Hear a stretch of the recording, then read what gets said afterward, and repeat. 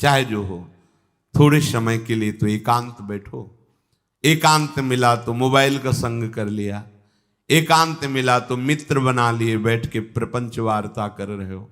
नहीं, अगर भगवत प्राप्ति करनी, माया मुक्त होना है तो एकांत एकांत ही होना चाहिए। भले 100 लोग हैं, हमारा किसी से कोई संबंध नहीं, और हम बैठे हैं अपने आराध्य देव के चिंतन में, हम एकांत हैं। और गुफा में बैठे हैं, शरीर एकांत है, मन से चिंतन संसार का हो रहा है, प्रपंच में है, एकांत में नहीं है। एकांत शब्द का अर्थ समझना चाहिए। हम एकांत को सीधे गुफा या कहीं एकांत ऐसे, एकांत का अर्थ है एक के सिवा दूसरा कोई नहीं, अर्थात एकमात्र भगवत चिंतन में डूबा हुआ उपासक। बाजार में बैठा हुआ भी एकांत है, सभा में बैठा हुआ एकांत है, और प्रपंच का चिंतन करने वाला बंद कमरे में भी प्रपंची है, गुफा में भी प्रपंची है।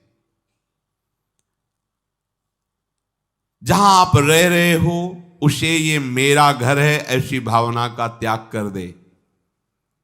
अनिकेत ये भगवान का दिया हुआ वास स्थान है, कुछ समय के लिए इसमें शरीर निर्वाह कर रहे हैं, ये भी छूटेगा और ये भी छूटेगा।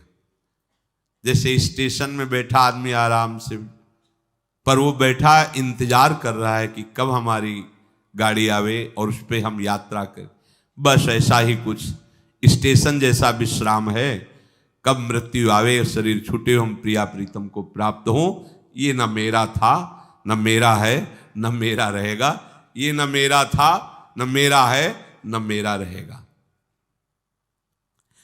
गृहस्थ हो तो पवित्र वस्त्र पहने, और त्यागी हो तो जैसे मिल जाए भगवत कृपा से वैसे वस्त्र पहने। प्रारब्ध के अनुसार तुम्हें जैसी व्यवस्था मिली उसमें संतोष करना सीखो, मांग मत रखो। प्रभु की प्राप्ति के लिए खास बात ध्यान रखनी है, अपनी उपासना में दृढ़ श्रद्धा रखो और सर्वश्रेष्ठ भाव रखो, पर दूसरे किसी की भी निंदा ना करो। अगर किसी की भी निंदा करोगे तो फिर माया तुम्हें मुक्त होने नहीं देगी। मन को, वाणी को, शरीर को संयम में रखो, अर्थात भगवत भजन, भगवत वार्ता और मौन। मन का संकल्प विकल्प रहित होना, विषयों का चिंतन न करना, प्रभु के रूप का, नाम का, धाम का, लीलाओं का चिंतन करना। शरीर का शास्त्र संयम से वर्ताव करना। अब माया मुक्त होते चले जाओगे, इनमें किसी में भी त्रुटि ना हो, सावधानी रखो। अपनी इंद्रियों को सावधान रखो, किसी के दोष न देखने पावे। कोई गलत चेष्टा देखेंगे तो ये भी गलत करने के लिए तैयार हो जाएंगी। हे राजन, श्रवणम कीर्तनम ध्यानम हरेरद्भुत कर्मणः जन्म कर्म गुणानां च तदर्थे अखिल चेष्टिता। श्री भगवान के बड़े अवतार हुए हैं, बड़ी अद्भुत अद्भुत लीलाएं हैं। प्रभु का प्रकट होना, लीला करना, दिव्य गुणों का वर्णन, यदि आप इनको गाएंगे लीलाओं को और श्रवण करेंगे तो मोह की बात क्या, महामोह का भंजन हो जाएगा। बड़ी सामर्थ्य भगवान के चरित्रों की, महिमा बड़ी है। अगर इनको आप सुनेंगे, बार बार सुनेंगे, तो आपको और कोई साधन करने नहीं पड़ेंगे, अपने आप सब साधन प्रकाशित हो जाएंगे। जहां कहीं कभी भी किसी का उद्धार की बात आई है तो भगवत चरित्र सुनने से ही आई है। शरणागति श्रवण से ही प्रारंभ होती है, भक्ति भी श्रवण से ही प्रारंभ होती है, पूर्णता भी श्रवण से ही होती है। श्रवण सुजस सुनी आयऊ, और श्रवणम कीर्तनम स्मरणम, पहला श्रवण। खूब भगवत चर्चा सुनने का स्वभाव बना लेना चाहिए। पर देखा जाता है कि 20 वर्ष भगवत चर्चा सुनने पर रंग नहीं आता, क्योंकि ये तो बना लिया स्वभाव कि जहां भी कथा हो रही सुन रहे, और बाद में निकले तो बख्शते वो किसी को नहीं, सबकी निंदा करते। बस किसी एक की प्रशंसा, एक की निंदा, तुम्हारा सारा का सारा सत्संग बेकार हो गया। अगर सत्संग को सुरक्षित रखना है तो ना किसी की स्तुति ना किसी की निंदा, जो सुना है उसको अपने जीवन में मनन करते हुए उतारे। प्रभु की लीलाओं का श्रवण और प्रभु के नाम का कीर्तन और प्रभु के रूप का ध्यान, ये तीन बातें बहुत जल्दी भगवत प्रेम प्रकट कर देती है। ये तीन बातें बहुत जल्दी भगवत प्रेम प्रकट कर देती हैं। प्रभु के अवतार लीला चरित्रों का खूब गायन करे, खूब श्रवण करे। भगवान की अवतार लीलाएं भी हैं और प्रभु की प्रेममय निकुंज लीलाएं भी हैं। तो अगर आपका निकुंज लीला में प्रवेश नहीं है तो प्रथम सुने भागवत, भक्त मुख भगवद वाणी, भगवान के अवतारों का, भगवान की अवतार लीलाओं का श्रीमद् भागवत में खूब बढ़िया वर्णन है। पढ़ो, सुनो, क्या होगा इससे? मोह का नाश हो जाएगा। दूसरी बात, नाम कीर्तन, ये तो महान अमृत है। बिल्कुल विश्वास कर लो, नाम कीर्तन अमृत है। ताली बजा के, मंजीरा बजा के, ढोल बजा करके, नाच करके, जैसे बने, अकेले चार लोग जैसे बने, नाम संकीर्तनम यस्य सर्व पाप प्रणाशनम। देखो, भगवत चर्चा ने महामोह का नाश कर दिया और भगवान नाम कीर्तन ने सब पापों का नाश कर दिया। नाम संकीर्तनम यस्य सर्व पाप, सर्व पीछे बीच में जो भी जमा संचित क्रिम सबको भस्म करने की सामर्थ्य नाम कीर्तन। ये जो राधा राधा आप बोलते हैं, बहुत अमृत है, बहुत अमृत।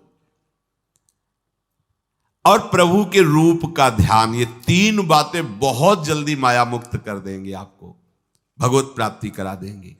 प्रभु के रूप के ध्यान के लिए ही दिव्य श्यामा श्याम ने बिहारी जी का रूप धारण किया। ये किसी मूर्तिकार की रचना नहीं है।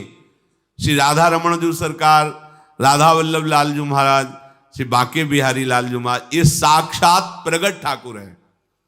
प्रिया प्रीतम हमारी दृष्टि में सामर्थ्य नहीं कि देख सके, वो तो हरिवंश नेत्रों से देखे जाते हैं। निकष कुंज ठाड़े भये भुजा परस्पर अंश, श्री राधा वल्लभ मुख कमल निरख नयन हरिवंश।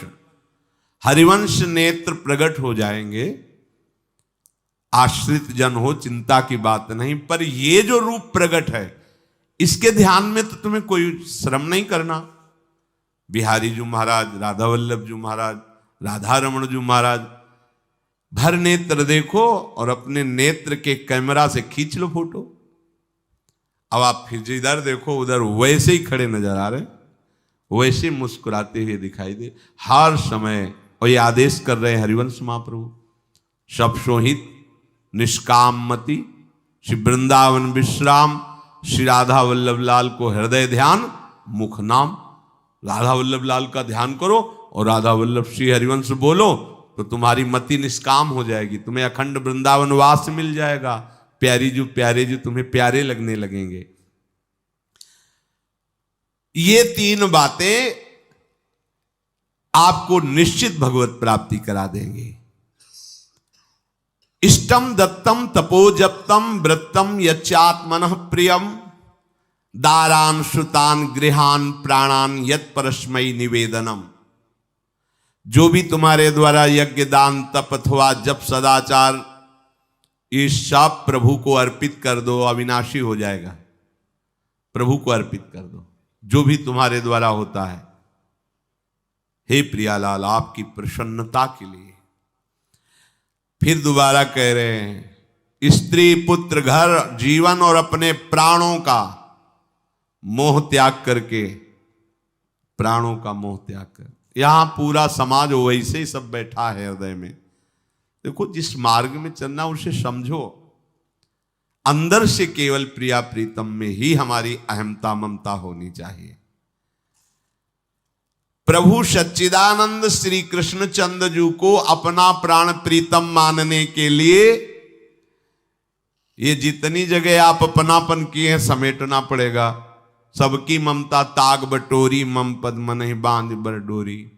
लाडली लाल के लाडले तो कोई बिरले दिखाई देते हैं, प्रिया प्रीतम के जन तो कोई बिरले दिखाई देते हैं।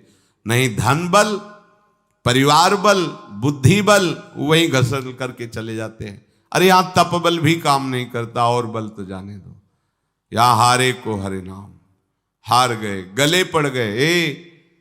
गले पड़ जाओ, बढ़िया इसी जन्म में कल्याण हो जाएगा।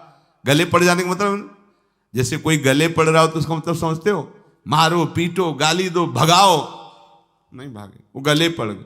बोले आप क्या करें, गले ही पड़ गए, आप क्या करें। ऐसे ही पूज्य श्री स्वामी राम सुखदास जी महाराज कहते, श्री कृष्ण के गले पड़ जाओ भैया, इसी जन्म में तुम्हारा कल्याण हो। भगवान के गले पड़ जाओ। गले आप तो जैसे भी अब आपके हैं, अब तो हम खूब हल्ला मचा कहेंगे कि राधा वल्लभ लाल के हैं, तुम्हें अपनी इज्जत बचा ली तो सुधार लो हमें, समझ गए। ये है गले पड़ला। हाउ कहावत, लंबा तिलक लगाएंगे और जय राधा वल्लभ लाल की बोलेंगे, और आपके लायक तो हम हैं नहीं।